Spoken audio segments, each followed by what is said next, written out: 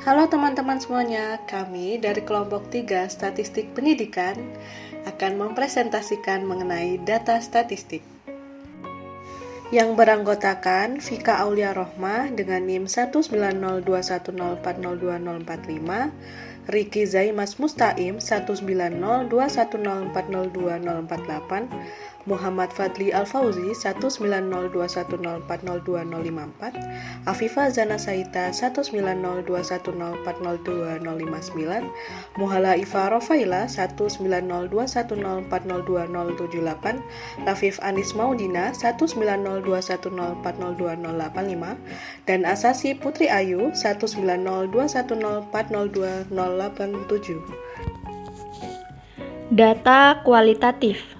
Secara sederhana, data kualitatif dapat disebut sebuah data yang tidak berupa angka, di mana data ini tidak bisa dilakukan operasi matematika seperti penambahan, pengurangan, perkalian, dan pembagian. Artinya, data kualitatif ini bersifat diskrit dan tidak dapat dioperasionalkan secara matematis. Nah, data kualitatif ini dibagi menjadi dua, yaitu data nominal dan ordinal. Data nominal adalah data yang terdiri atas skala-skala yang berfungsi sebagai label dan kategori atau klasifikasi. Contohnya pada data kategori jenis kelamin pada sampel penelitian di sekolah, di mana data siswa dikategorikan menjadi jenis kelamin laki-laki diwakili angka 1 dan perempuan diwakili angka 2. Nah, konsekuensi dari data nominal adalah seseorang tidak boleh memiliki dua kategori sekaligus. Angka yang digunakan di sini hanya sebagai simbol saja, sehingga tidak dapat dilakukan operasi matematika, misalnya 1 tambah 1, 1 kali 2, atau 2 dibagi 1. Kemudian data ordinal.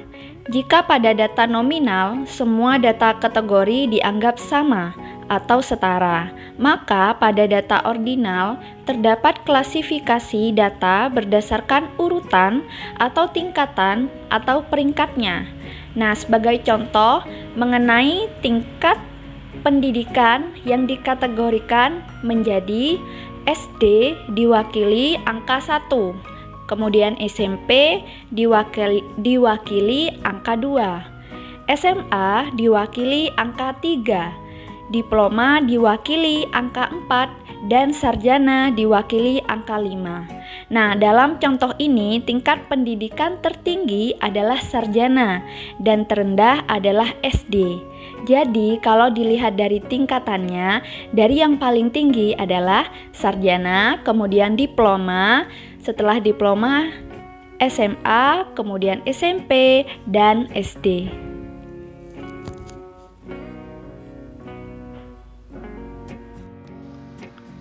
Skala interval. Skala interval adalah skala yang bermanfaat bagi statistika, tapi jarang ditemui pada data yang dibutuhkan di bidang pendidikan bahasa. Contoh klasik untuk skala interval adalah suhu. Jarak antara 37 derajat Celcius dengan 38 derajat Celcius adalah 1 derajat Celcius. Jarak antara 40 derajat Celcius dengan 41 derajat Celcius juga 1 derajat Celcius. Sesuai dengan namanya, skala interval memiliki interval yang sama antara satu poin dengan poin yang lain. Dikutip dari Pratama 2019 halaman 16-17. Permasalahan yang dimiliki oleh skala interval adalah skala interval tidak memiliki nol absolut.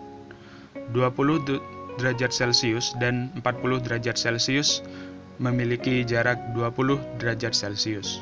Namun, 40 derajat Celcius bukan 2 kali lebih panas daripada 20 derajat Celcius. Karena di bawah 0 derajat Celcius masih ada bilangan negatif. Skala rasio. Skala rasio adalah skala yang paling ideal digunakan untuk operasi statistika.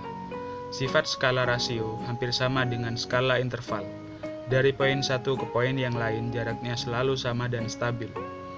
Terlebih lagi, skala rasio memiliki nilai 0 absolut, dikutip dari Pratama, tahun 2019, halaman 17. Contoh dari skala rasio adalah pengukuran tinggi badan. Tinggi badan memiliki nilai 0. Selisih dari seorang anak dengan tinggi 80 cm dengan seorang dewasa dengan tinggi 160 cm adalah 80 cm. Karena memiliki titik 0, maka dapat dikatakan bahwa orang dewasa tersebut 2 kali lebih tinggi daripada anak tadi. Pengukuran berat badan juga dapat dikatakan sebagai skala rasio. Berat badan memiliki titik 0 kg dan memang tidak ada orang yang tinggi dan berat badannya negatif. Kelebihan dari skala rasio adalah seluruh operasi matematika dapat dilakukan terhadap skala ini. Selanjutnya yaitu ukuran penyebaran data. Pada ukuran penyebaran data, yang pertama ada jangkauan atau range, di mana jangkauan atau range adalah perbedaan antara data terbesar dengan data terkecil yang terdapat pada sekelompok data. Range adalah salah satu ukuran statistik yang menunjukkan jarak penyebaran data antara nilai terendah atau yang disebut juga X-min dengan nilai tertinggi yaitu X-max. Jarak atau kisaran nilai range merupakan ukuran paling sederhana dari ukuran penyebaran. Jarak merupakan perbedaan antara nilai terbesar dan nilai terkecil dalam suatu kelompok data, baik data populasi atau sampel. Semakin kecil ukuran jarak menunjukkan karakter yang lebih baik, karena berarti data mendekati nilai pusat dan kompak. Berikut adalah contoh menghitung range. Jarak atau range sama dengan nilai terbesar dikurangi nilai terkecil. Seperti contoh soal berikut. Hitunglah rentang data dari data di bawah ini. 20, 21, 19, 17, 20, 21, 23, 24, 25, 20, 21, 19, 17, 20, 21, 23, 24, 25. Dengan jawaban seperti ini, data terbesar atau X-max adalah 25 dan data terkecil X-min adalah 17. Dengan demikian, jangkauan range adalah R sama dengan X-max dikurangi X-min, yaitu 25 kurangi 17 sama dengan Yang selanjutnya yaitu varian. Varian merupakan jumlah kuadrat semua deviasi nilai-nilai individual terhadap rata-rata kelompok. Suatu varian sampel memiliki tujuan yang penting untuk penelitian, yaitu untuk mengetahui keberagaman data atau variasi data. Varians data sampel adalah adanya bias data dari rata-rata sampel yang digunakan. Semakin kecil varians data yang dimiliki, maka artinya data tersebut semakin tidak bervariasi. Akan tetapi, bila terjadi yang sebaliknya, yaitu semakin besar varians data yang dimiliki, maka data tersebut akan semakin bervariasi. Rumus untuk menghitung varians yaitu sigma kecil kuadrat sama dengan N sigma besar NI sama dengan 1 XI kuadrat min buka kurung sigma besar NI sama dengan 1 X1 tutup kurung kuadrat per N buka kurung N min 1 tutup kurung. Keterangan dari rumus tersebut yaitu sigma besar NI sama dengan 1 XI merupakan jumlah total data. Selanjutnya, sigma besar NI sama dengan 1 XI kuadrat merupakan jumlah total dari data yang dikuadratkan. Selanjutnya, buka kurung sigma besar NI sama dengan 1 XI tutup kurung kuadrat merupakan jumlah total data dikuadratkan. Yang terakhir yaitu N merupakan banyaknya data. Sekian dari saya. Standar deviasi atau simpangan baku. Standar deviasi merupakan ukuran penyebaran yang paling banyak digunakan. Semua gugus data dipertimbangkan sehingga lebih stabil dibandingkan dengan ukuran lainnya. Namun, apabila dalam gugus data tersebut terdapat nilai ekstrim, standar deviasi menjadi tidak sensitif lagi, sama halnya seperti mean. Standar deviasi memiliki beberapa karakteristik khusus lainnya. Standar deviasi tidak berubah apabila setiap unsur pada gugus datanya ditambahkan atau dikurangkan dengan nilai konstan tertentu. Standar deviasi berubah apabila setiap unsur pada gugus datanya dikali atau dibagi dengan nilai konstan tertentu. Bila dikalikan dengan nilai konstan, standar deviasi yang dihasilkan akan setara dengan hasil kali dari nilai standar deviasi aktual dengan konstan. Untuk rumus simpangan baku data tunggal, salah satunya terdapat data sampel menggunakan rumus seperti pada gambar. Lalu, untuk data populasi menggunakan rumus seperti yang terdapat pada gambar. Lalu, selanjutnya adalah rumus simpangan baku untuk data kelompok. Untuk sampel menggunakan rumus yang bisa dilihat pada gambar.